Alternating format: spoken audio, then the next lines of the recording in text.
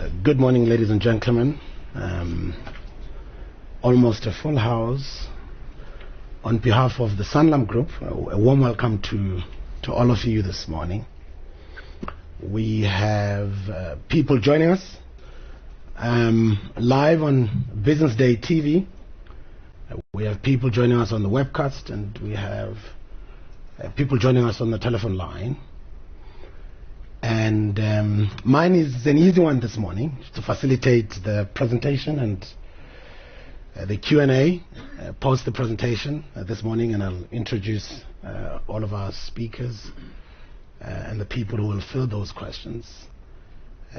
But let me start by welcoming on stage Chris Gilmore from the Investment Analyst Society to say a few words. Chris, over to you.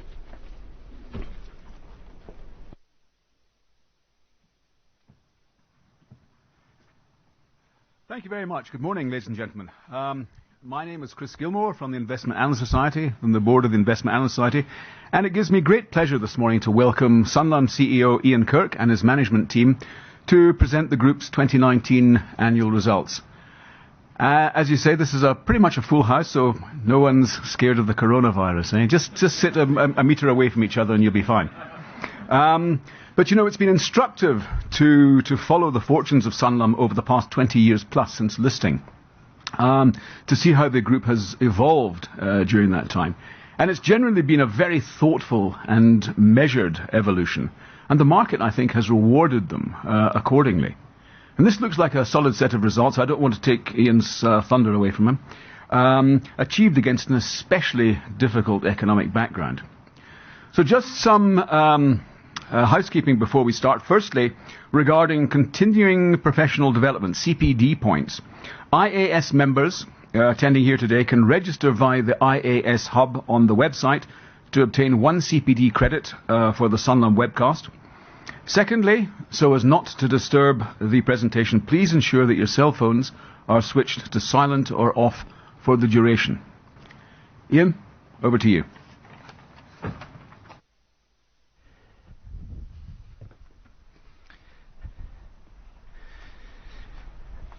Thank you, Chris. Good morning, ladies and gentlemen, and thank you very much for spending time with us this morning. And thank you for giving up your busy time. I know it's not easy, and I know there's load shedding, and I know there's coronavirus and all that stuff. But thanks very much, and thanks very much for your support to the business. We need that support. It's tough times out there, and we need all of your support. So with me today, presenting the results will be Vikas and myself. We'll do the presentation. Anton Gildenes will also be presenting, and he'll handle some questions then. Tinus Olsworth-Elvey is here from the executive. Also, Temba Mvusi is here from the executive. I just want to make sure that I haven't missed out anybody who's a board member. That's one of the things that you don't do at Sanlam, is if there's a board member in the room, you're supposed to acknowledge them. So I'll certainly do that. Strategic review, I will do operating context, financial results that we've delivered, and I think I would disagree with what Chris has said. And then the priorities, and then I'll talk a little bit about the environment in which we're operating. So it's about for us continuing to build out a Pan-African business. We've been busy with it now for a while. Obviously, we took a big lift on that with the transaction that we announced in 3 phases with Saham. I think it's about implementation of the strategy. It's one of the lovely things about Sanlam or leading Sanlam is that you can talk about the implementation. The strategy is well understood, it's well embedded in the business, and we talk about the execution of the strategy. And of course it's about inclusive value creation for everybody. We have to have successful societies, successful economies for us to be able to deliver on that. So the strategy, I'm sure those of you who followed Sanlam will recognize this, our purpose, our strategic intent, what our vision is in South Africa, what our vision is in other emerging markets, and then the diversification that we have from the participation in the economies of India, Malaysia and the Lebanon, and then how we support that in the developed world around asset management and wealth management. The 5 strategic pillars, including transformation, executing through the 5 clusters, and of course I think it's that consistent strategy execution that sets the business apart. And I say that we include some key figures here over a period of time. We've achieved 16% on a 5-year average. This year was obviously more difficult. We've managed to diversify at 67%. It's not that we're after a particular target, but I think once we start delivering at a higher level off the Africa base in particular, you'll see that percentage dropping down. It's not that we're looking to get it towards a 50%, but that we'd be more comfortable with that. Level 1 contributor on the FSC, second year, which is fantastic, and of course the targets get harder. It's not so easy to do it, and of course our leading position on the continent, which is critical. Now, Vickers always tells me, he says, Ian, don't spend too long on this, because then I've got nothing to say. But I do need to talk about a little bit about the performance scorecard. Obviously, in the conditions that we've operated in, and of course the base that we've got. So, what do I choose? I mean, I'm very pleased with the recovery that we've had in the underwriting results at Santam second half, and also on Sanlam Corporate. Very, very solid, and a great performance again by SPF.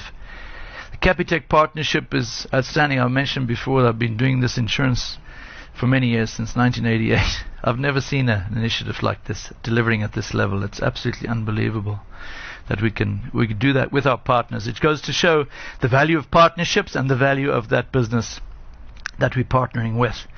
I think on the Saham side, whilst the results are not where we would want them on the general insurance side, the integration's going well. You'll know that Hani Werth is now back in the business, running the cluster, and that's made a nice difference. We have Hani and we have Junior handling all the stakeholder management and the relationships with the partners and the regulators, which is a really important aspect of the business across 34 countries. So those are the really, really positive things. Now, I have to say something about investment performance, because we had a great investment performance, and my colleague Temba Mvusi said to me last night, Satrix won how many awards? 7 awards Satrix won. So I don't want to forget that. Well done to Satrix, and well done to the investment people in delivering that. So the claims environment across Africa was SPA General Insurance was difficult. We had some specific things there which impacted on the motor book, on the health book. We had some inflation in Angola, and we had some large individual claims, oil and gas, and obviously then in Mozambique we had some flooding. So that was difficult. The margin we achieved was not what we wanted. We achieved 2%. We have a target margin of 5 to 9%. That was disappointing. The growth was good, and the float income was good, but the float income, of course, as you know, is volatile, as we discussed before. Corporate credit provisioning is a difficult one. Mark and his team are really having to watch it and work very, very hard. You see the bank results that were published last week.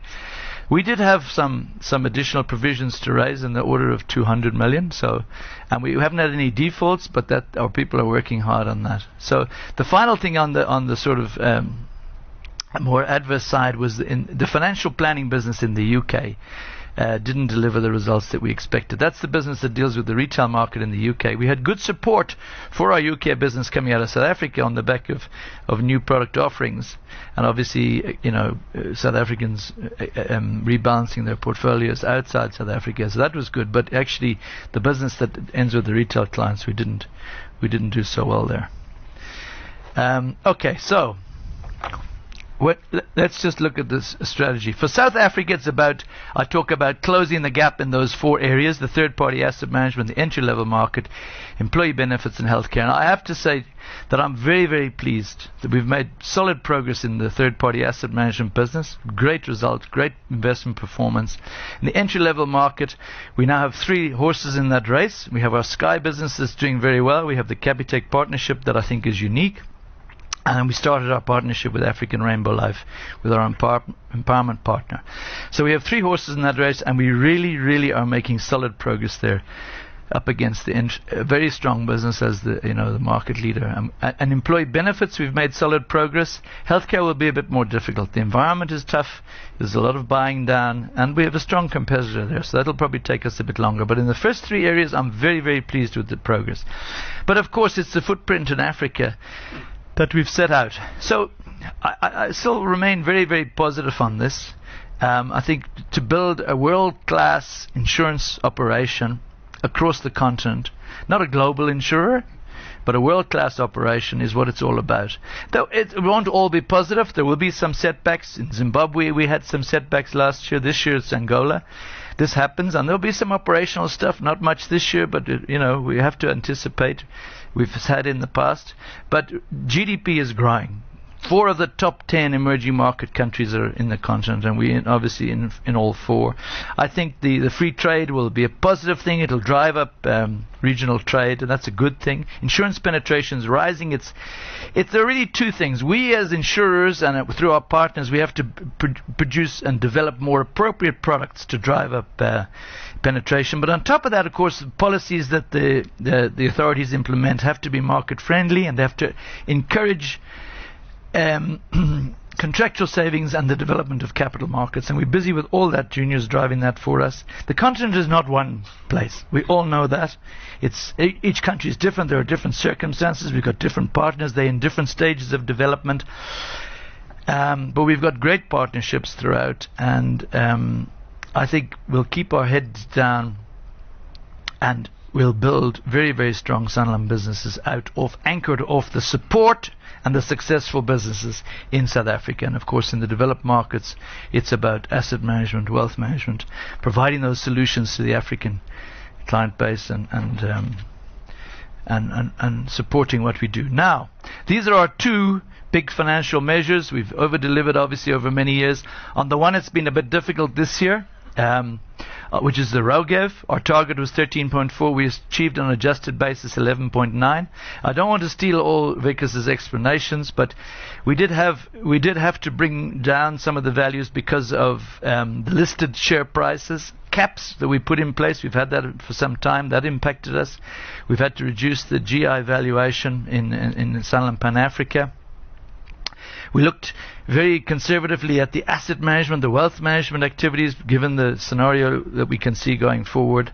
So I think we've had some prudence in there, and off this base, I think we would seek to be able to continue to deliver on the ROGEV. On the dividend, I'm pleased to say we managed to achieve that target, which is, we had a 3% increase, which is within the 2 to 4% range.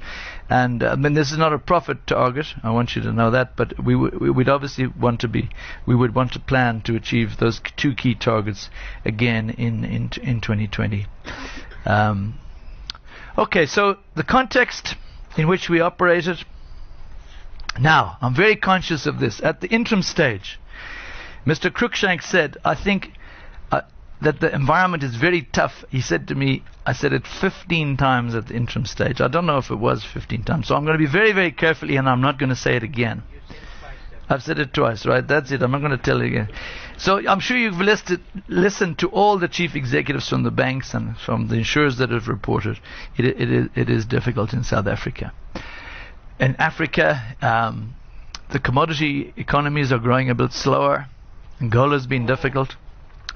Nigeria, the West has done well for us. North, East Africa a bit easier. We had Zimbabwe last year, and again this year, very, very difficult. Angola, difficult. And then the claims environment in healthcare and in motor in Morocco, and then some catastrophe losses. So that wasn't easy. In India, I mean, the growth is down in their standards, down to about 5.5%. And of course, we've had some issues with the non-bank financial services companies, and that's really where we've had to put in some conservatism in the valuations because of the price caps. We have 2 listed companies, STFC and City Union Finance, both listed, and we have to cap the values there, and that's hurt a bit on the ROGEV. And then of course the Lebanon has been very difficult. As you know, it's politically difficult, and of course in the Middle East there with Syria, it's been very, very hard. So the Lebanese business has been hit there. So very tough, very, very tough. But we continue with our strong ESG focus. We are a business that is about delivering high shareholder returns, and we continue to deliver on that. But if I look out over the next 5 to 10 years in Africa, the long-term sustainability of our business is dependent upon viable economies and viable societies. So we need to deliver to all our stakeholders, our clients, our staff, society, communities, the business community. We need to all do our bit in South Africa at the moment. Business South Africa, and through our industry associations we continue to do that. We have to look after our regulators, very, very important. All our entities are tightly regulated, and I think we can do well by doing good, and we'll continue to do that to ensure the sustainability of the business. So let me hand over now to Vickers to take us through the numbers.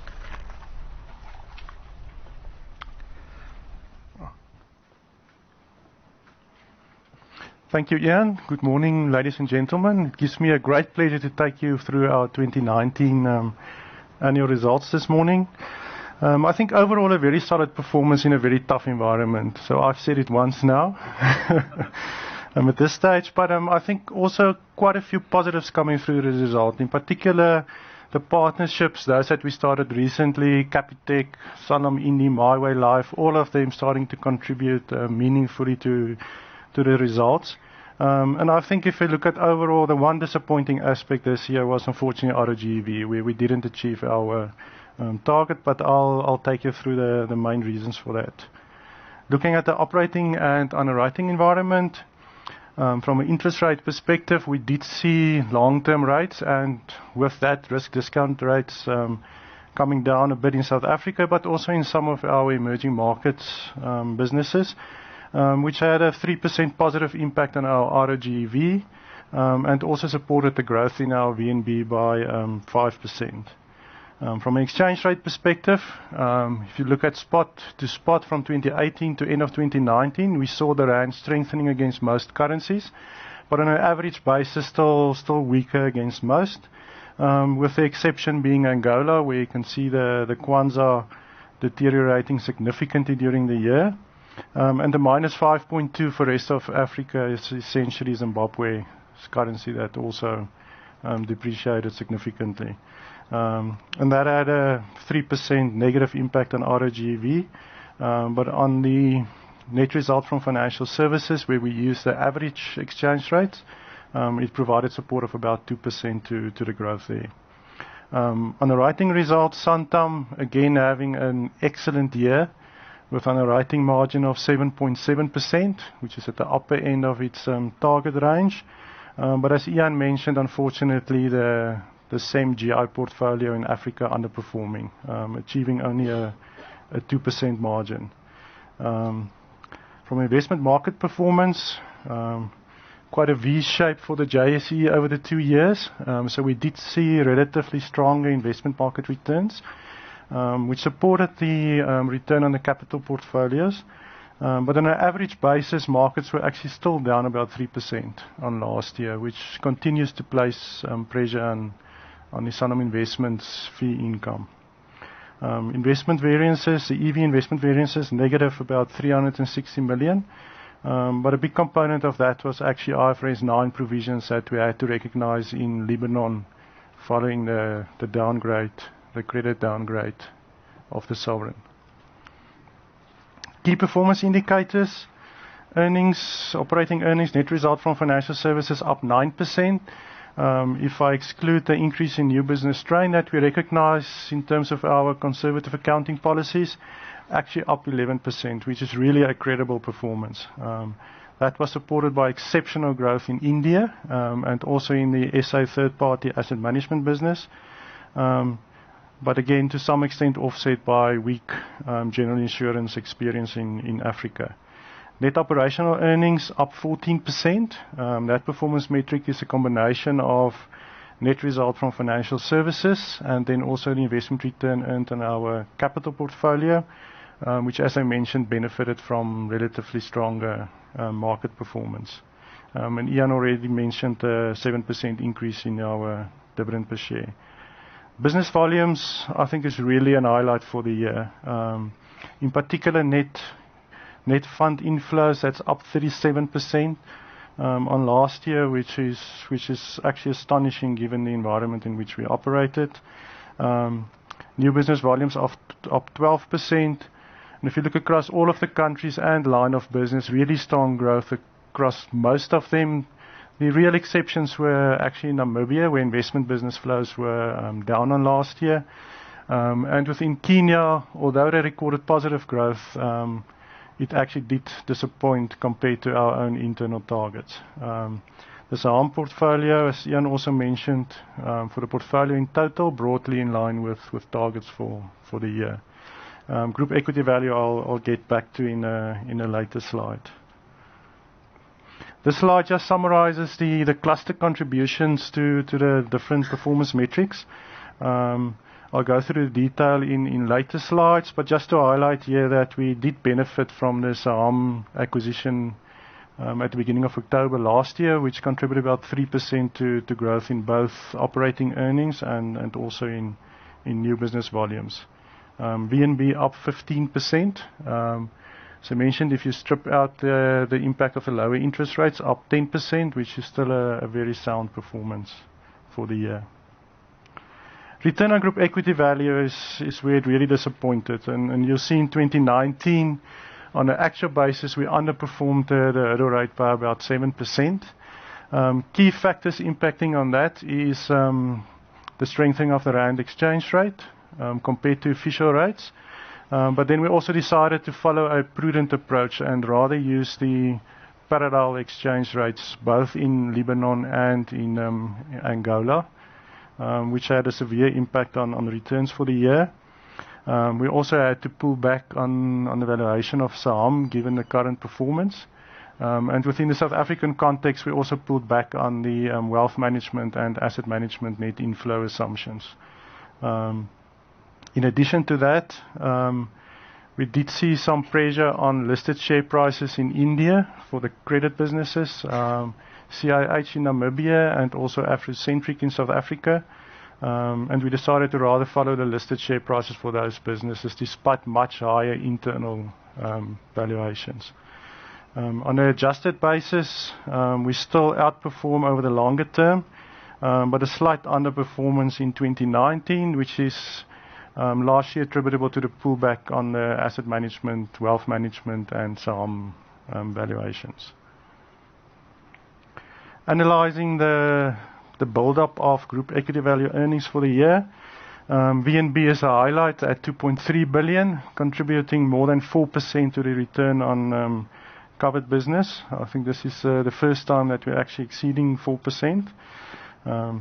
We also saw a continuation of positive experience variances at 1.4 billion. This is lower than the 2 billion of last year. Kind of the key factors impacting on that is a one-off 290 million cost of capital benefit that we recognized in 2018 when we released capital from the life businesses. And in the current year, we did see some deterioration in persistency experience in Sanlam Sky and Sanlam Emerging Markets. And within the Sunfin business, we also saw lower credit spread experience due to credit provisions that they had to recognize of some 185 million rand. The two negatives, 7.4 billion and the 973 million moving to actual ROGV. Biggest components of that is the currency impact that I mentioned of about 4.4 billion. And the application of the caps on the listed businesses also detracted about 3 billion rand of earnings. And the IFRS 9 charge in Lebanon was a further 340 million rand.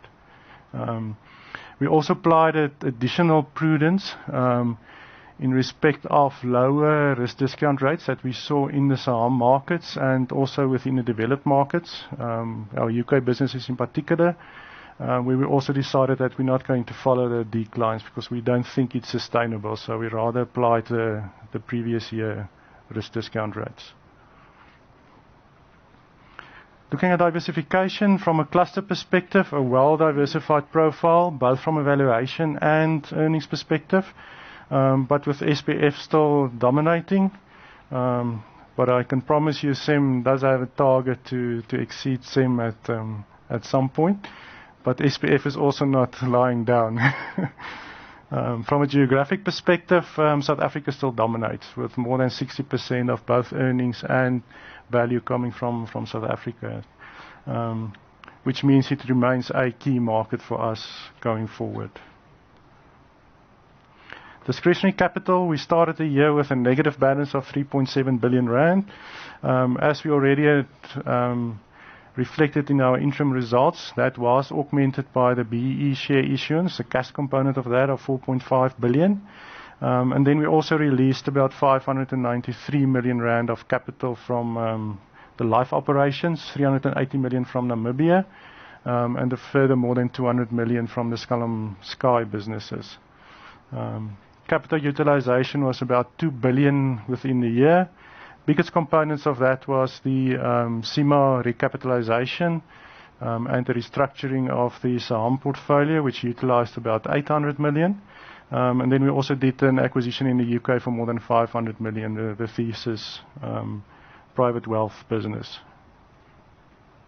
That leaves us with about 220 million of capital or discretionary capital at the end of the year, which is lower than the 2 billion level that we would prefer from a war chest perspective. But in the short term, we will generate additional surplus. Any investment return that we earn on the life capital base will go into the discretionary capital pool. And also the planned investment by ARC investments within our SI third-party business will also add to our discretionary capital balance. And then we also expect over the longer term to see a significant release of reserves under IFRS 17, which will also create opportunity for us to add to the capital base. But that is something for the future.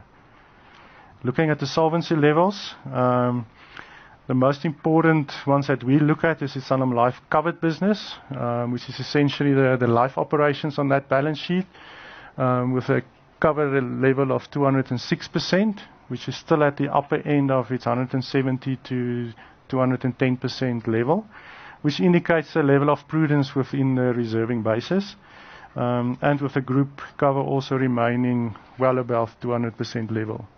The slight decline from 2018 is largely attributable to a change in the equity symmetrical adjustment that we use in the formula that's prescribed, and then also an higher lapse SCR due to the lower interest rates at the end of 2019. Moving on to the cluster performance, Sanlam Personal Finance, new business volumes. If you look for the last number of years, only marginal growth per annum, which is essentially a function of the Glacier new business volumes in the mass affluent market, where we've seen pressure on investors for a number of years, specifically from a risk aversion perspective. So this year also growing by only 1%, with the middle income market also under a bit of pressure.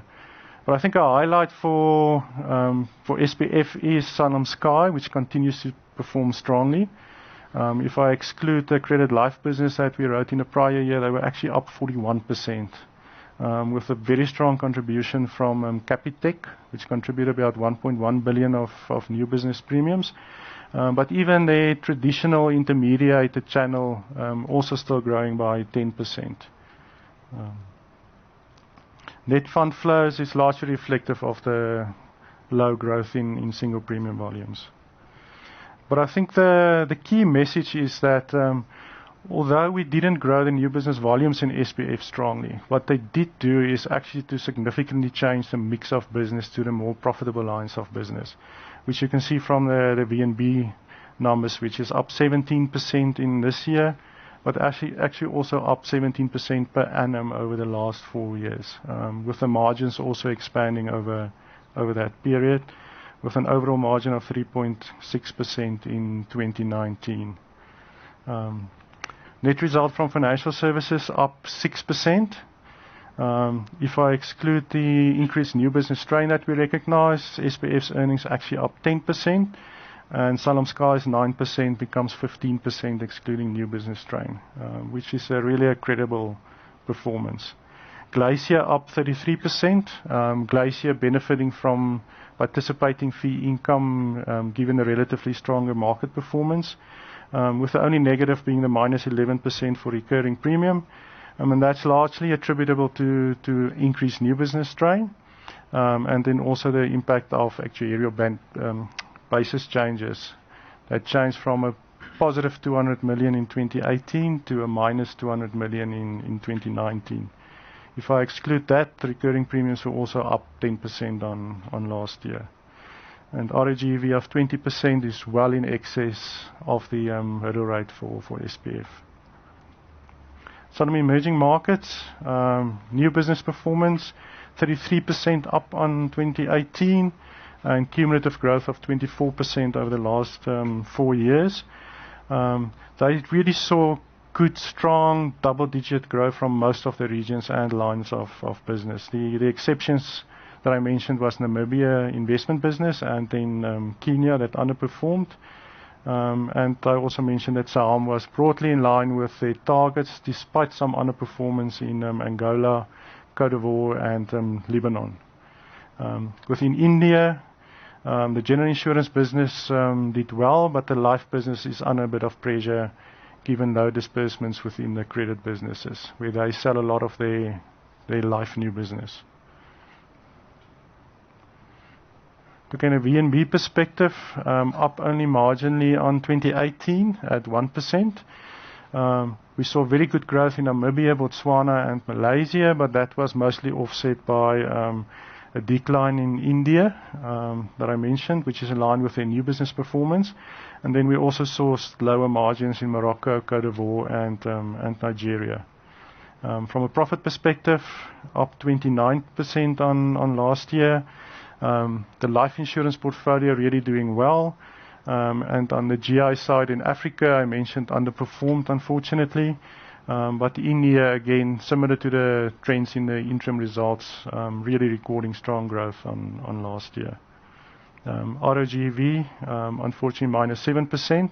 And this is the cluster where you see the impact of the currencies and also the cap on the listed share prices coming through. If I look at Saham specifically, this is a comparable 100% view for the Saham portfolio. Net earned premiums up 15%. And the underperformance you can really see is on the underwriting margin, which was at 2% compared to a 4.1% last year. Within the 2019 results, we did allocate all of the overhead costs attributable to GI to the underwriting margin. So the 2%, if you want to compare it to 4.1%, it's about a 3% in 2019.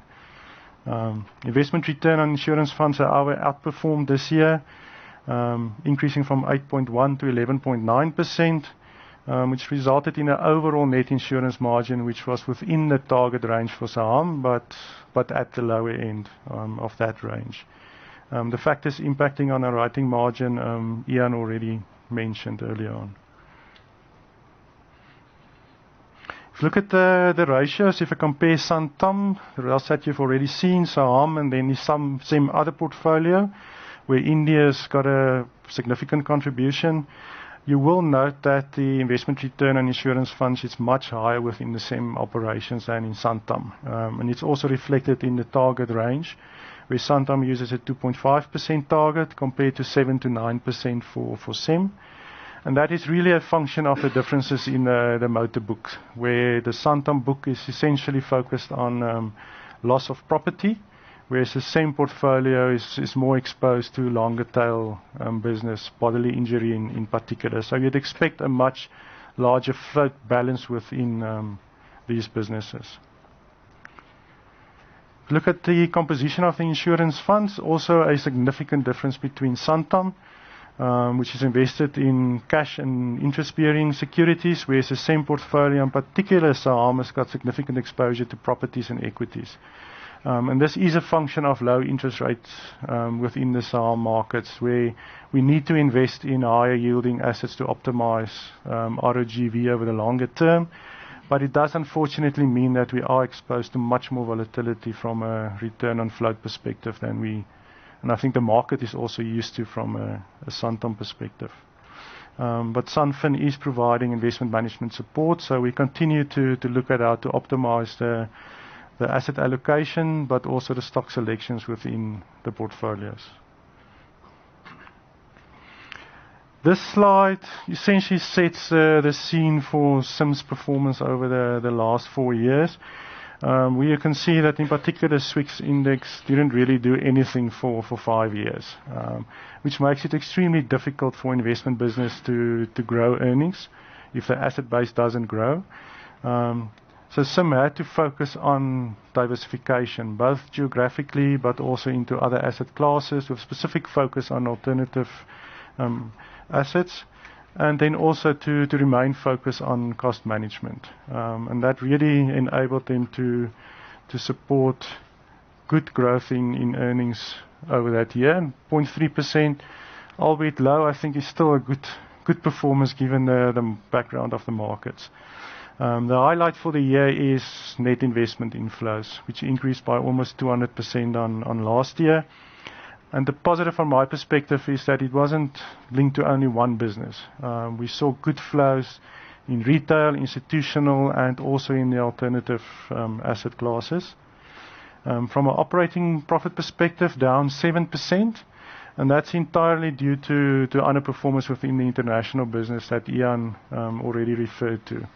The third-party business in South Africa did exceptionally well, increasing its operating earnings by 29% after tax, earning very good performance fees given the performance of the funds against their benchmarks, but also some one-off fee income earned on the alternative asset side, which we already reflected in our interim results. Within Sanlam, I've also mentioned that they had to make some credit provisioning in the current year. It's 185 million before tax, after tax 133 million. Just to emphasize, these are only provisions at this stage. So we didn't experience any actual defaults up to now. Sanlam I'm not going to spend too much time on. You've seen the results already at this stage. 7% growth in gross written premiums with a 7.7% underwriting margin, which is a really good performance for this business. Sanlam Corporate also had a very good year, growing its new business volumes by 14% on 2019, and on a cumulative basis 32% for the life business over the last 4 years. And you can see that coming through in the value of new business as well, which was up 22% on 2018.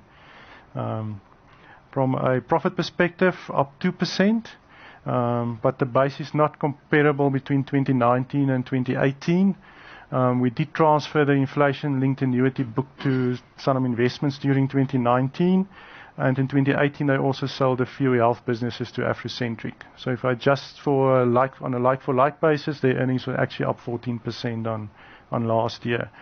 And big positive for us is the turnaround in the group risk profit, which more than doubled on last year for the full year. And you will recall at the interim stage they were well down on the last year. And this is not due to any major improvement from the claims experience perspectives. Claims remain high. This is largely reflective of very good claims management, but then also repricing that they managed to put through over the last year to 18 months. Ian, back to you.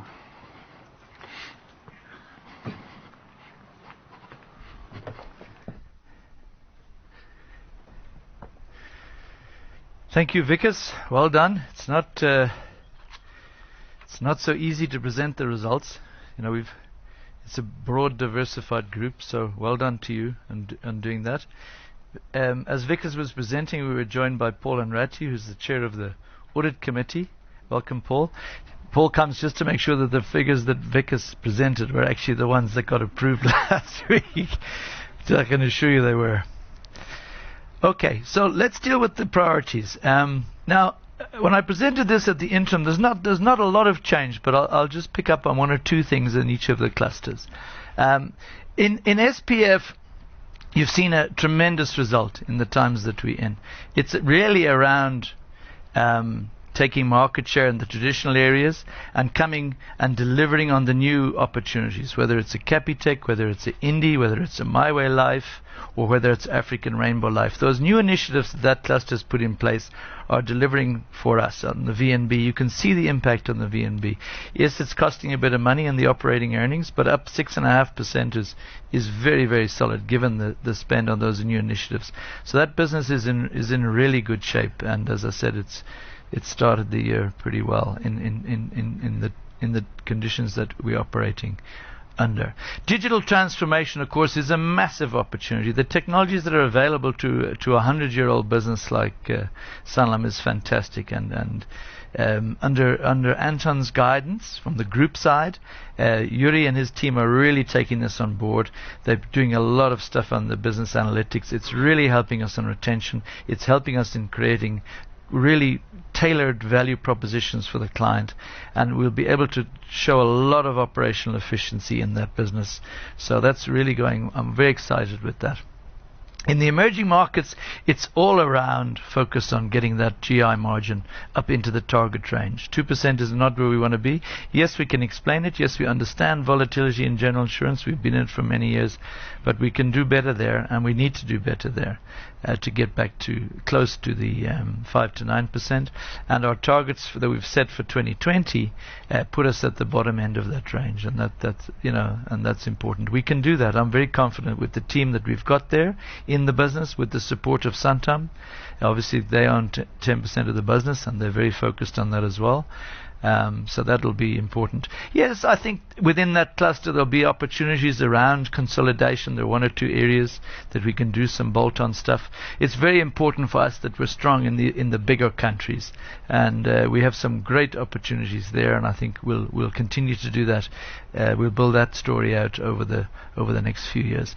On the investment group, well done to them on the investment performance. We actually at the board about a week ago, we went through their comparative performance over the last 5 years compared to those other asset managers, the ones whose names I've forgotten. Some of you may remember some of the more independent ones, as well as the ones that are linked to insurance companies.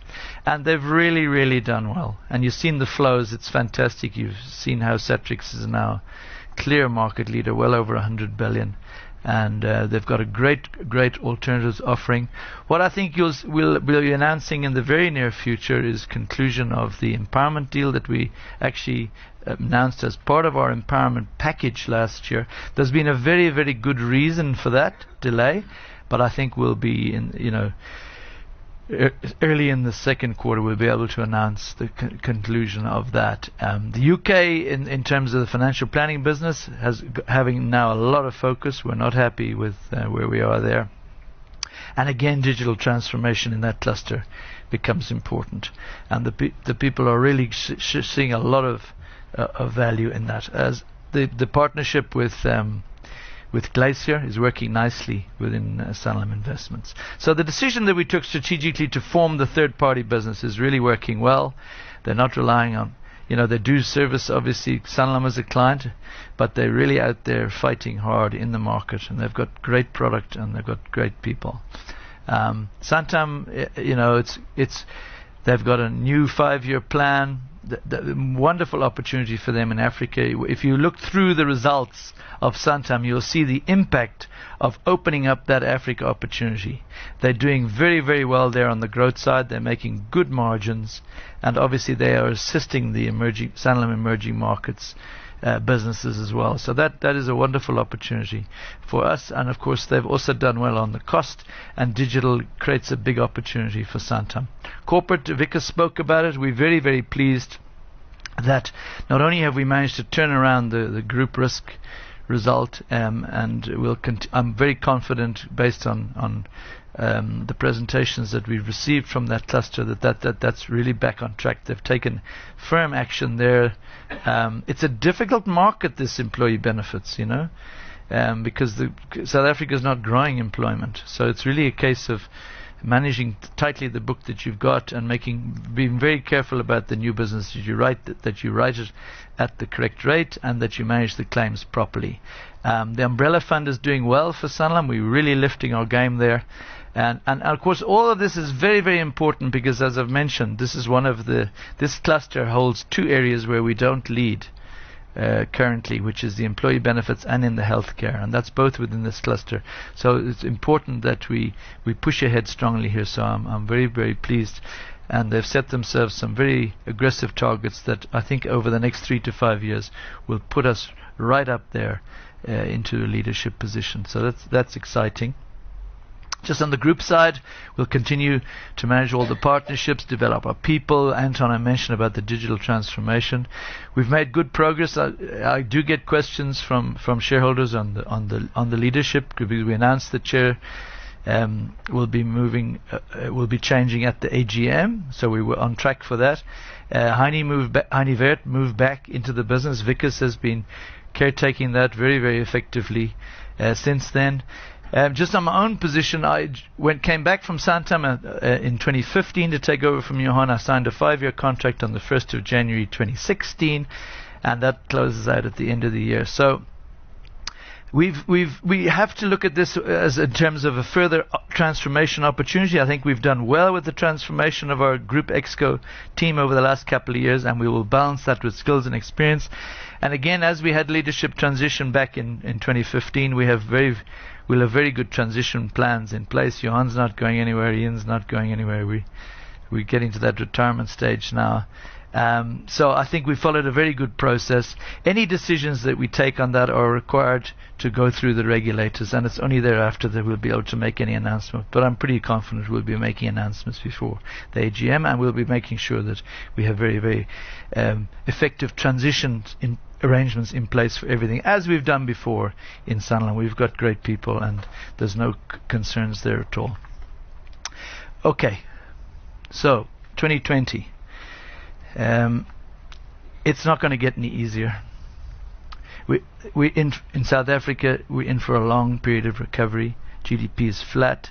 We have the power shortages. We have the drought. Low levels of business confidence, consumer confidence, and now we have this COVID-19 coronavirus thing. Africa and India is a bit more positive for us. Yes, there'll be one country. We don't know which one, but there'll be difficulties out over the portfolio. We can understand that. Currencies and market volatilities are very, very, very, very pronounced, and they do impact our results. As you've seen, Vickers has taken you through the explanations for the GEV. Currency and the share price caps, which is driven by the market, makes a big, big difference. If you look at the GEV of the business now, well north of 140 billion, over 50 billion of that is exposed to this type of volatility. So we have to get used to that, and one has to therefore look at the achievement of the targets that we've got, perhaps over a period of time, because any one year can be impacted. The rand was at 14 at the end of the year. I can tell you it's not 14 now. When you've got 50 billion, you can see the positive impact of that. And we have to make some assumptions in our ROGIV, but there will be volatility, and it's our job to explain that. So I think it's about executing on the strategy that we've got in the times that we've got. It is what it is. It's tough for everybody, and the stronger businesses like Sanlam are in good shape. And we have strategic options. We've got the right people on the ground in the right job. We've got the right focus. Let me just say a little bit about coronavirus, and then I'll ask Anton Gildenhuys to tell you a little bit more. We are getting a lot of questions on that, which is understandable.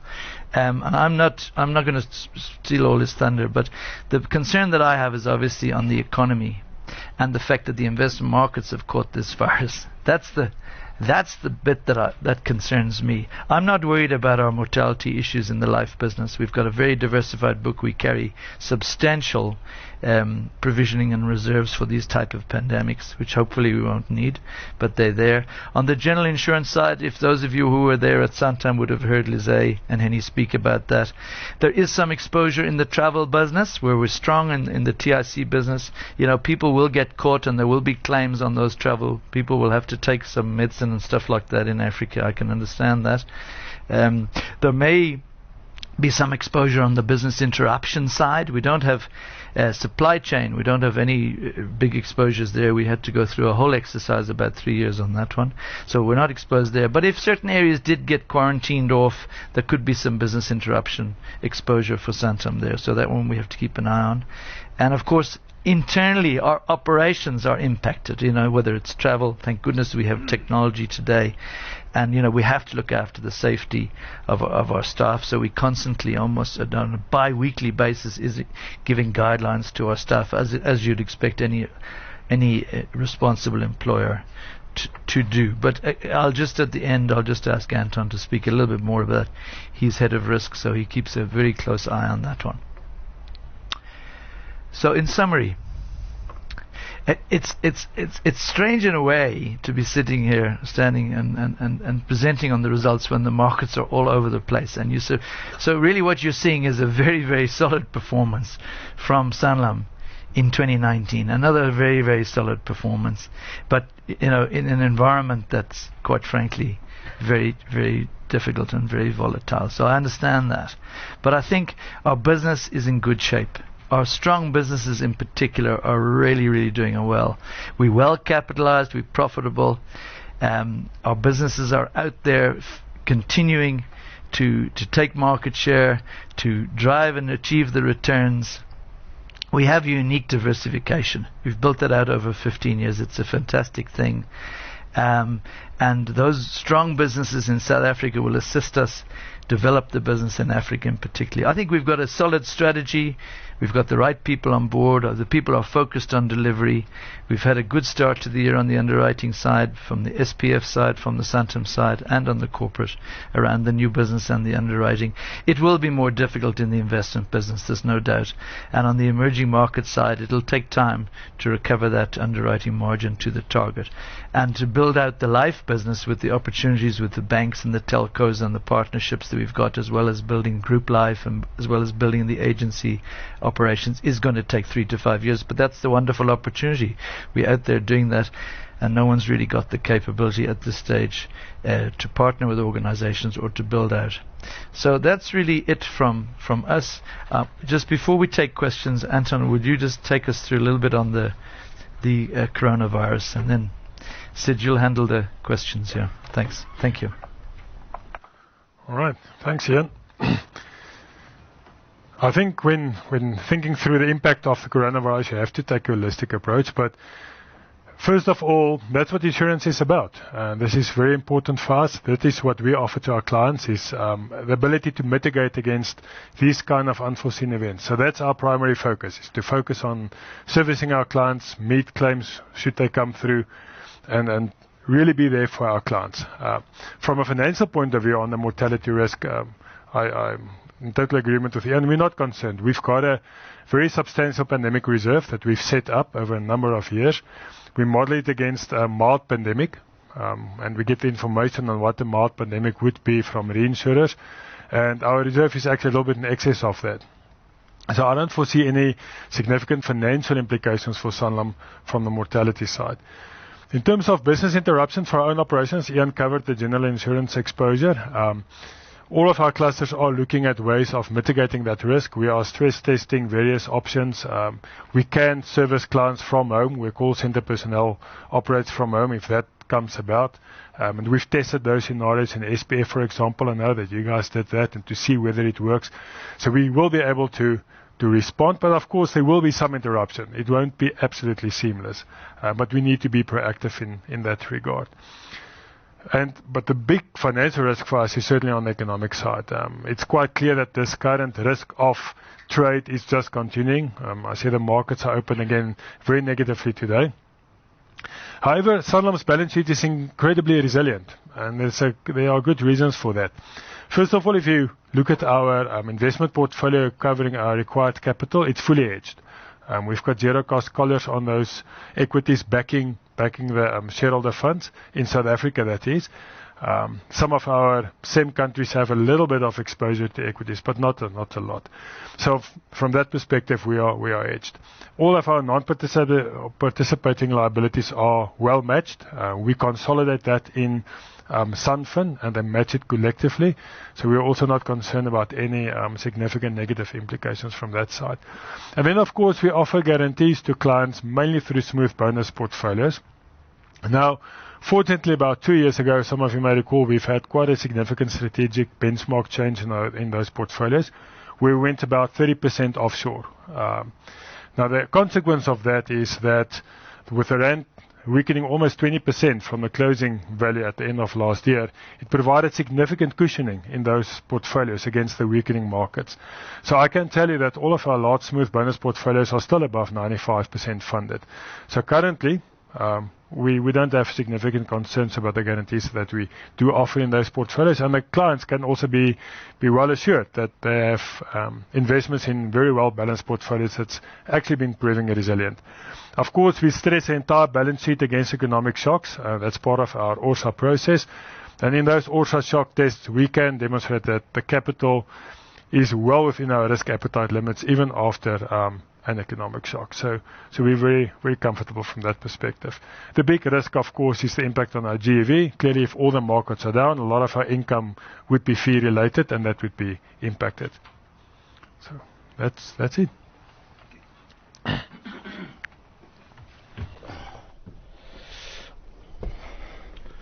Thank you very much. A round of applause for the presentation. I think well fitting for the kind of results that we saw this morning. I'm going to ask Ian, Vickers and Anton to join us on stage as we handle questions.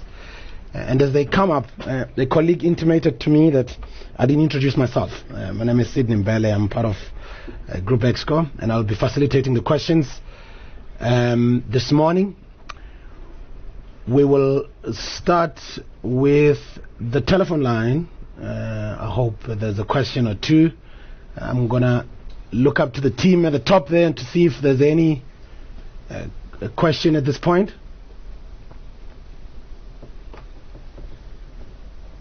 No question on the telephone line. We'll move on to... We do have a question on the line, sir. Please go through. Question comes from Pancho Toy of Renaissance Capital. Hi guys, can you hear me? Yep.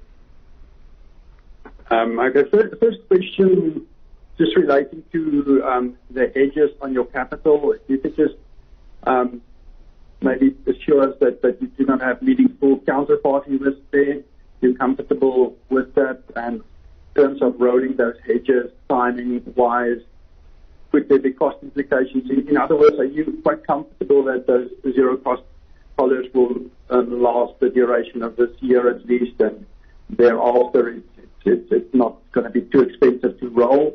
So just in terms of investment return on capital, is there very little risk of us seeing downside below, say, 0% return on investment? Secondly, you mentioned that IFRS 17 could see a significant release of reserves for you. And you discussed it in the context of your surplus capital level. Just trying to square that, in that your surplus capital still is a function of SAM's and your solvency capital requirement rather than your accounting. If you can maybe just explain that, maybe just discuss around IFRS 17 what a significant release of reserve would amount to, or how you would see that relative to surplus capital. Also, just quickly on SPS earnings, that was affected by lower experience variances, around 350 million rand less than last year. And I see in the detail that lapse risks and mortality experience or risk experience was variances was less supportive than in previous years. It would seem that a lot of that could be related to BrightRock.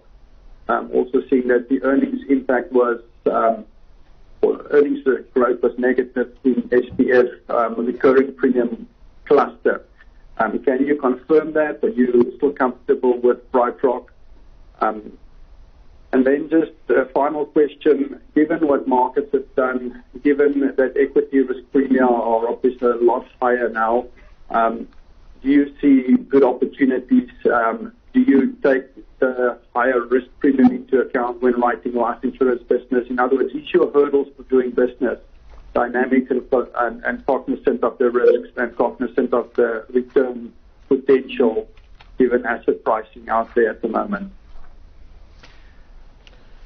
Okay, Francois, there's quite a bit there. So, Anton, maybe you can deal with the first couple. Yeah.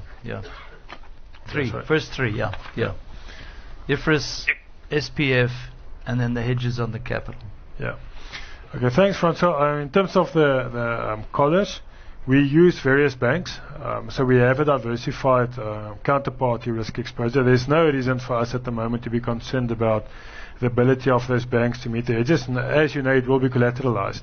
So the collateral we currently still receive. So I'm not concerned about that at all. And also I'm not concerned about the cost of rolling it, because as the name implies, it's zero cost.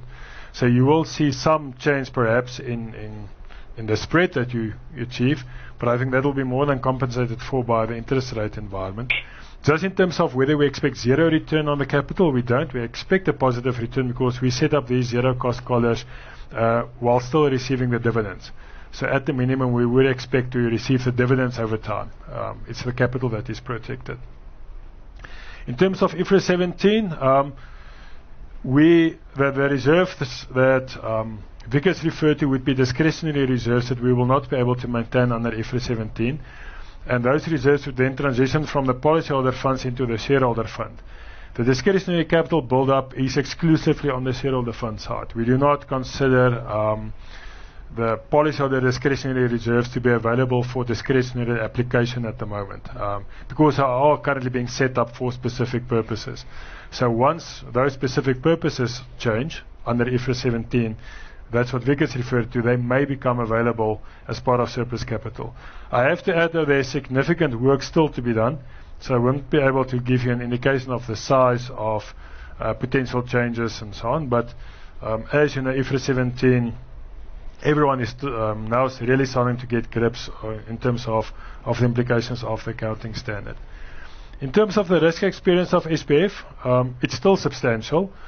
But we weren't surprised by the slight decline in the positive experience variance because we have been relaxing our risk assumptions over a 4-year time period. And we had to do that because assumptions were very conservative. And under SAM, you have to go for best estimate assumptions.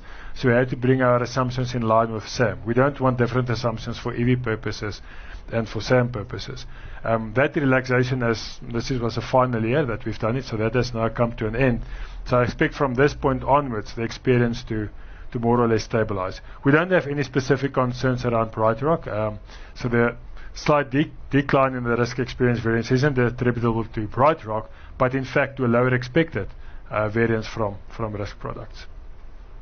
I don't know if you've got catch the last question. The last question was around the negative in the recurring premium businesses in SPF, the negative on operating earnings.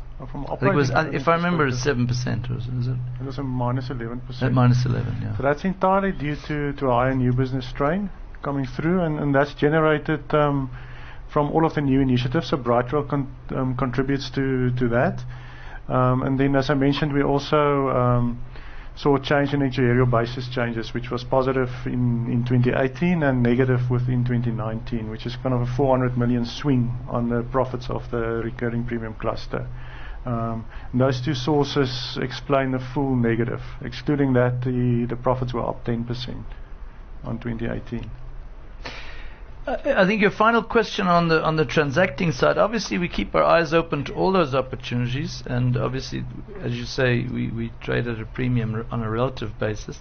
I think what we'll see most likely in 2020 is activity on the asset management side. I highlighted that last year.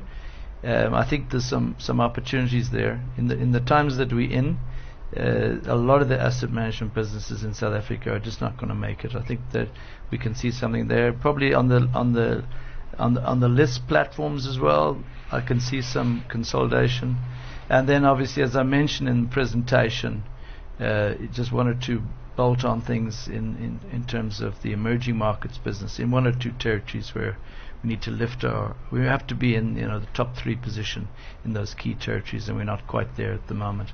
But outside of that, we'll just keep our eyes open, and if there's anything to say, we'll announce it at that stage. Good. Let's see if we have any further questions on the telephone line. There are no further questions on the line, sir. No further questions. Should we go to the webcast? Yes, we have a question from Warwick Bam from Avia Capital Markets. There are 3 from him. Firstly, is your investment return exposure symmetric on the upside and downside, especially in Glacier guaranteed book? Secondly, what do you view as your easiest opportunities for earning growth in FY20?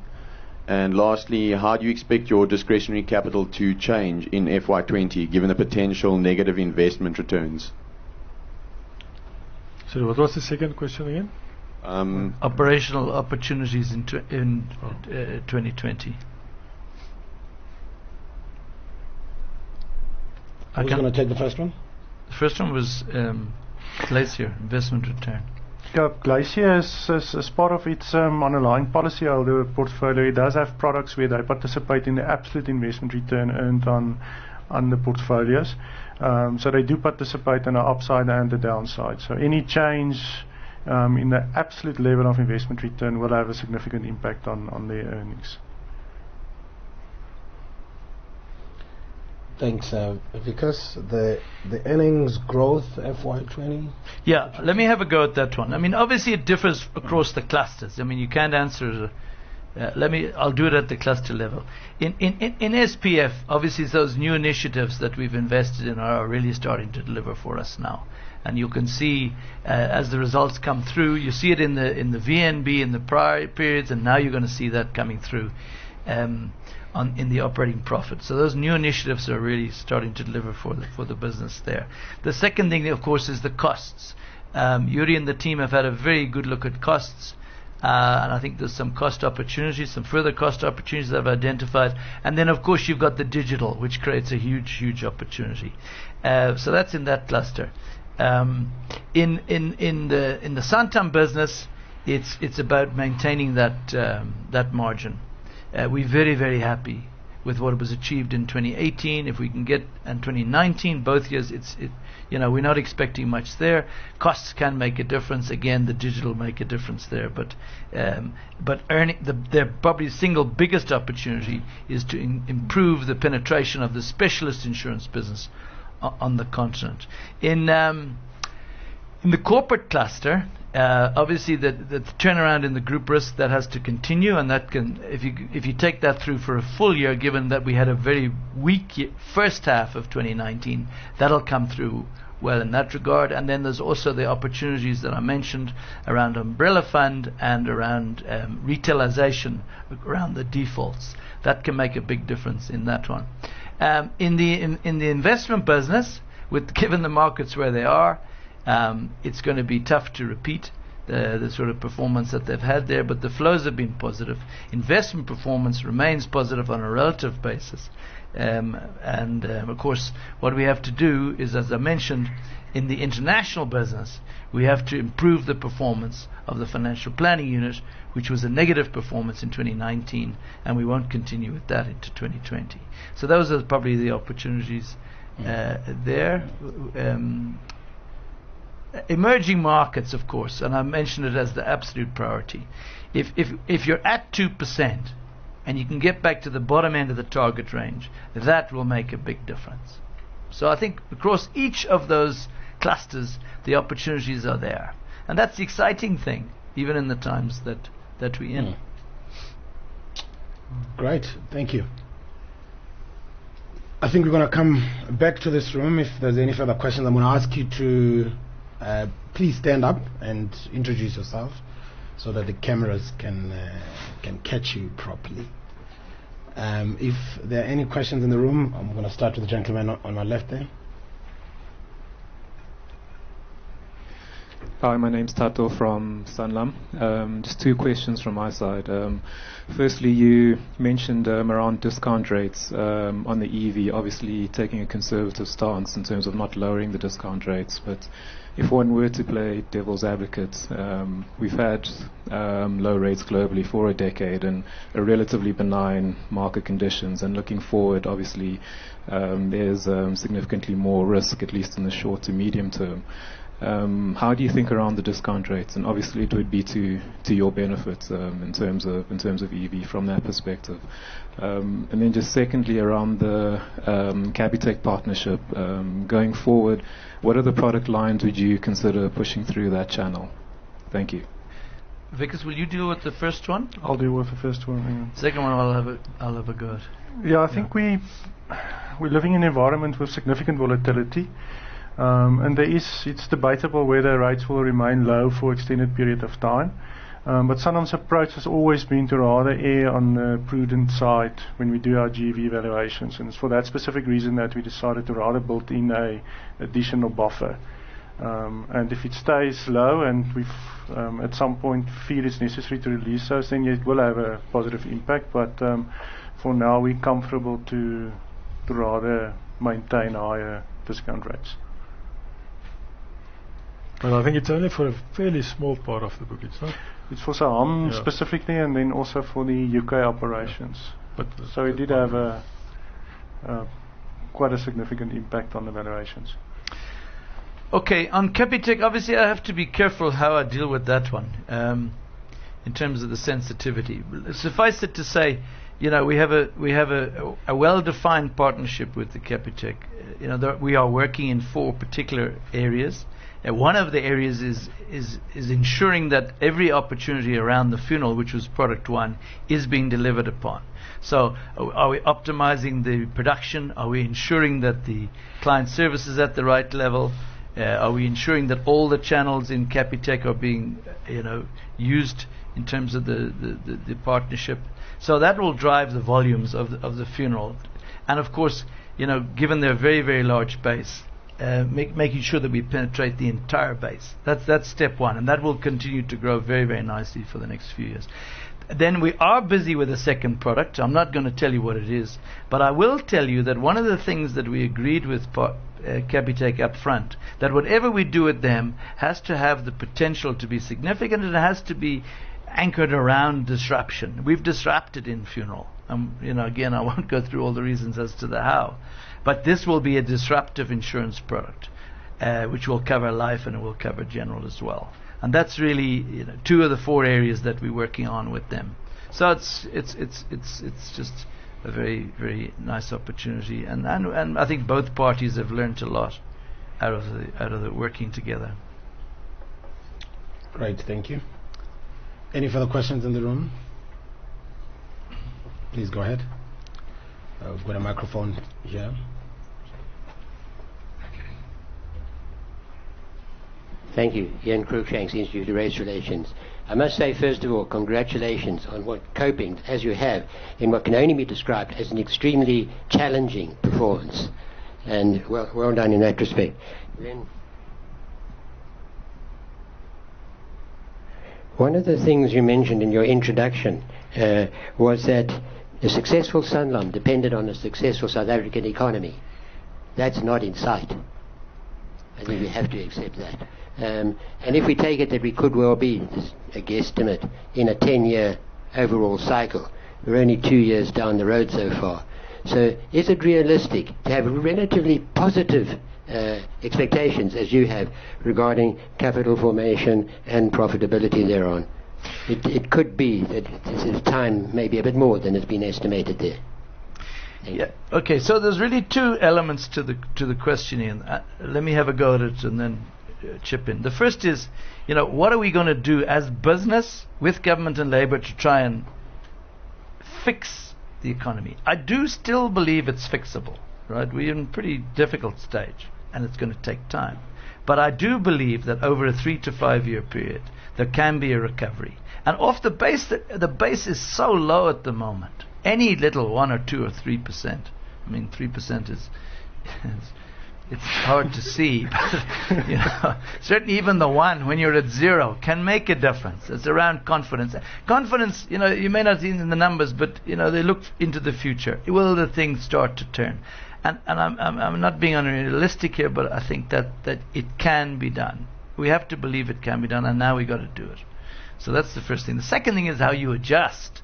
And I've gone through a number of areas in each of our clusters where our guys will just have to play the cards that are dealt.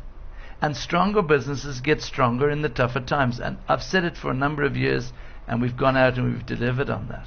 But it's about taking market share off the others, and it's about getting your cost base right and coming with new ways of doing things. I mean, take the Capitec thing. If we didn't have that, we wouldn't have the growth that we have. And the My Way and taking that kind of those new businesses, the indie business, adding new stuff all the time and putting products into segments that haven't been serviced properly or serviced at all. That's all you can do in the times that we're in. But our people are doing that, Ian. They're doing that. And of course then what we have in the Sanlam side is we have the Africa opportunity, which not everybody's got. And there the game is a bit different, because GDP growth is looking a bit better, not anemic, and insurance penetration is so low. So that I would say is how we deal with that. Yeah. Anything to? Yeah, I think the main thing is, sure, it's a very challenging time, but in challenging times there are also opportunity. And as Ian said, if you're in a strong position, which we believe we are, we're well placed to capitalize on those opportunities. That's very reassuring. Thank you. Great, good feedback. Any further questions in the room? No? Great. Well, thank you so much to the panel, and thanks to all of you for joining us this morning. I'm going to ask you to please join us for some cocktails outside, and you can further interact with the panel on any further questions you may have. Refreshments.